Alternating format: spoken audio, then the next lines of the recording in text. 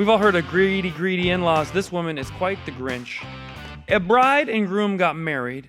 This is a tragedy in South Carolina. As they were walking to their Airbnb, a drunk driver hit them, injuring the man permanently. He's in critical condition and sadly killing the bride. Well, now the bride's mom says they weren't really married. It just happened and she died on the walk back.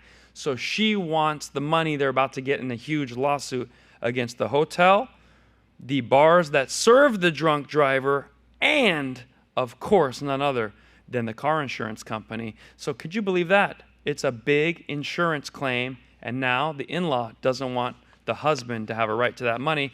Take a look at this video, which explains it a little more in detail. It was an unthinkable tragedy. A beautiful bride mowed down on her wedding night by a drunk driver.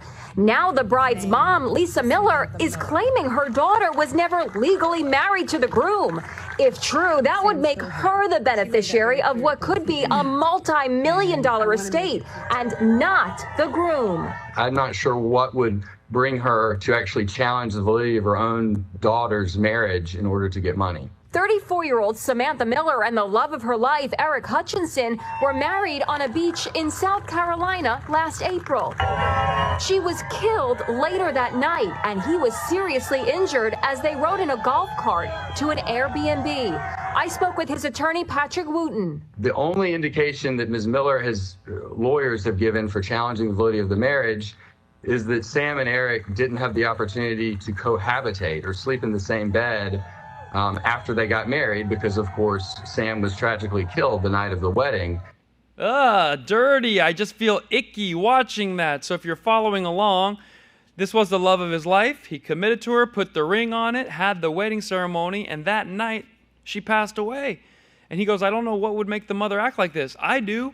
$40 to $100 million on the line. Losing a girl at such a young age. So let's take it to the court of public opinion right over here. I need to know from you.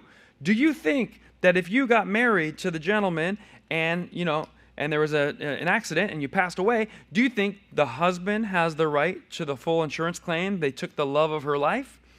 There's a song about that. Oh, where could my baby be? Remember that one? Or do you think the mother should have access to the money?